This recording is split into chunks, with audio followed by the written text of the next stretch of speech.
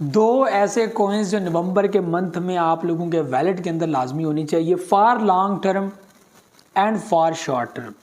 आप day trading कर रहे हैं स्पॉट के अंदर तो ये भाई साहब परफेक्ट हो सकते हैं आपके वैलेट के लिए, आप लोगों को तगड़ा प्रॉफिट दे सकते हैं।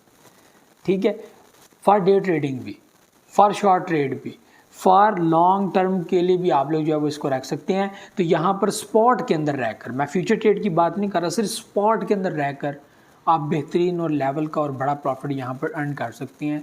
तो यहाँ पर आप लोगों को मैं दो कॉइन्स जो है वो बताने जा रहा हूँ। अगर आप लोग इनको अपने स्पॉट वैलेट के अंदर रखते हैं, इनको परचेज़ करते हैं, तो मैं समझता हूँ कि जो अभी तक इनकी स्ट्रेटजी है, जो अभी तक इनका प्रॉफिट का जो एक सिस्टम है, या जो अभी तक इनकी जो है वो बूस्टिंग इस वक्त जो पोजीशन जो बन रही है, आप उस बूस्ट का हिस्सा बन सकते हैं, आप उस बुलिश का हिस्सा बन सकते हैं, आप उस प्रॉफिट का हिस्सा बन सकते हैं, आप भी इसमें से फ़ायदा उठा सकते हैं। तो जाहिर सी बात है, जब भी मार्केट के अंदर वो टाइम आ रहा हो तो उससे पहले पहले इन्वेस्टमेंट करना ही अक्लमंदी होती है। या फिर मार्केट अगर गिर रही हो और ज़्यादा गिर गई हो तो यहाँ पर जाहिर सी बात है इन्वेस्टर आते हैं, फिर वो देखते हैं कि भाई साहब ये तो सपोर्ट एरिया के अंदर आ गया, तो यहाँ पर तो परचेजिंग बनती है, तो यहाँ पर परचेज़ करना चाहिए।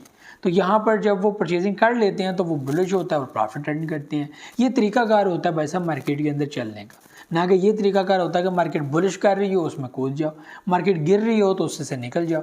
ये चीज़ें नहीं होती। जब मार्केट नीचे गिर रही होती है तो उस पर और पैसे लाकर आपको नीचे जाके डीसीए करना जो है वो मकसूद होता है, लेकिन लोग नहीं करते। लोग ये कहते हैं, लोग वो चीज़ें देखते देखते डर जाते हैं, घबरा जाते हैं, पैनिक हो जाते हैं और अपने पैसे पूरे कर रहे होते हैं कि लो जी मैं $50 से 45 पे रह गया, मैं 45 से 40 पे रह गया। एक टाइम ऐसा आता है कि वो दोबारा उस वैल्यू के अंदर पहुंच जाते हैं, उससे भी ज़्यादा प्रॉफिट में आ जाते हैं। लेकिन वही बात है कि जो अपना वो टाइम होता है उसमें वो रो रहे होते हैं। बजाय इसके कि हम रो रहे हों, आप उतनी इन्वेस्टमेंट अपनी साइड पर रखें कि आप दोबारा डीसीए के अंदर प्रॉफिट करें।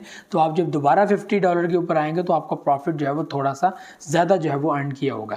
तो यहाँ पर आप लोगों को मैं सबसे पहला जो कॉइन बताने जा रहा हूँ उसका नाम है पैप कॉइन। पैप कॉइन यहाँ पर एक बहुत ही बेहतरीन प्रोजेक्ट है और ये इससे पहले जो है वो 5 की वैल्यू में भी आ चुका है, 6 की वैल्यू में आ चुका है और ये कोई बड़ी पुरानी बात नहीं है, जस्ट एक मंथ की बात है।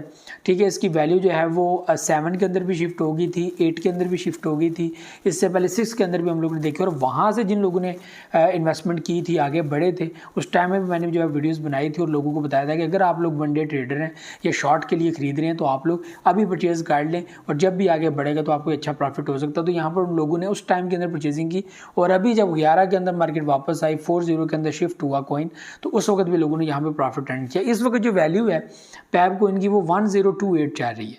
ठीक है, और इस वक्त जो है वो थोड़ी सी रेड भी है मार्केट, तो पैप कॉइन की वैल्यू ये चल रही है।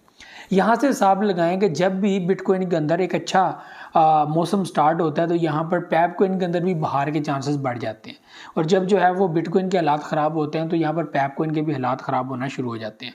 और ये हम सलसल ये चीज़ें देख रहे हैं। जब भी मार्केट में आप ट्रेडिंग कॉइन्स या फिर हॉट कॉइन्स या होते हैं इसमें गेनर्स के अंदर देखते हैं तो आपको हॉट के अंदर वही कोई प्रोजेक्ट्स मिलते हैं जो आप लोगों को डेली बेसिस पर ज़्यादा ट्रांजेक्शन करते हुए नज़र आते हैं, लोगों के ज़्यादा इंटरेस्ट के अंदर जो कॉइन्स जो है वो मौजूद होते हैं, हार्ड कॉइन्स वो होते हैं। तो पैप कॉइन जो है वो हमें तकरीबन हार्ड लाइन के अंदर जो है वो मिलता रहता है, 4 से 5 के अंदर टॉप के अंदर यहाँ पर जो है वो मिलता रहता है। ठीक है, और इसके अंदर लोग इन्वेस्टमेंट भी ज़्यादा करते हैं और यहाँ पर जो वेल्स है उनकी भी यहाँ पर स्ट्रेटजी यही होती है कि पैप कॉइन के अंदर इन्वेस्टमेंट की जाए। तो ये प्रोजेक्ट इन नवंबर बड़ा बेहतरीन हो सकता है और आप लोगों को एक बड़ा प्रॉफिट दे सकता है। ठीक है, इन सितंबर अक्टूबर यहाँ पे एक बार फिर वैल्यू के अंदर बुलिश आया, वैल्यू को अच्छे लेवल पर लेकर आएंगे। तो ये चीज़ जो है वो यहाँ पर इस मंथ के अंदर देखने को मिली है। तो पैप कॉइन यहाँ पर नंबर 1 पर एक ऐसा प्रोजेक्ट है जो आप लोगों को प्रॉफिट दे सकता है। नंबर 2 पे Shiba Inu coin. Shiba Inu coin का सितंबर का मंथ बड़ा ज़बरदस्त था, इसने 21 के अंदर एक बड़ा बुलिश दिया। वैल्यू इससे पहले जो है 1078 पर गई थी, 50 अभी तक जो है वो नहीं गया, लेकिन उसके बिल्कुल करीब पॉइंट के अंदर टच देकर जो है वो ऊपर आ गया। यहाँ पर वैल्यू 14 के अंदर भी रही है, 13 के अंदर भी रही है, उस टाइम के अंदर भी लोगों ने परचेजिंग की, 1078 के अंदर भी जो है वो लोगों ने परचेजिंग की जब ये 40 के अंदर था। तो यहाँ पर जो है वो अब वैल्यू आगे बढ़ती 21 को इन दिसंबर जो है वो 21 की वैल्यू के अंदर 40 के साथ 0.0000 21 इस वैल्यू को टच दिया। और यहाँ पर अक्टूबर का मंथ जो हम लोग बिल्कुल जो है वो 18 19 इस वैल्यू के अंदर जो है वो घूम रहे हैं इस वक्त, यह भी आप लोग देख सकते हैं और मसलसल इस पॉइंट के अंदर। तो ये जो इस वक्त पोजीशन चल रही है ये बुलिश पोजीशन को बूस्ट कर रही है, यानी कि अगर कोई खुदा ना खास्ता कोई इंसिडेंट ना हुआ बिटकॉइन को लेकर, कुछ भी ऐसी कोई क्रैश पोजीशन या इस तरह की ना हुई, तो हम लोग देख रहे हैं कि यहाँ पर अगर बिटकॉइन अपनी वैल्यू को स्टेबल कर देता है 69 या 68 के अंदर, तो यहाँ पर शिबा इनू की वैल्यू के अंदर एक बुलिश आ सकता है। और पॉसिबिलिटीज़ है कि 21 को क्रॉस करके 25 और 28 या 3 के अंदर भी जो है टच दे सकता है। और ये 2 मंथ में शिबा इनू की एक बेहतरीन स्ट्रेटजी होगी, बेहतरीन कारकर्दगी होगी, ठीक है, जिसका वो जिक्र भी करते आ रहे हैं। आपको पता है उनकी डेवलपमेंट टीम बड़ी एक्शन में है और बड़ी जो है वो बातें भी कर रही है। और उन्होंने सच में सितंबर के मंथ में भी अच्छा और अक्टूबर में भी उन्होंने ये कहा था कि देखें अच्छा ही चल रहा है और अच्छा ही होगा। तो नवंबर का मंथ भी वैसा पॉसिबिलिटीज़ हैं कि बड़ा ही बेहतरीन और अच्छा हो सकता है।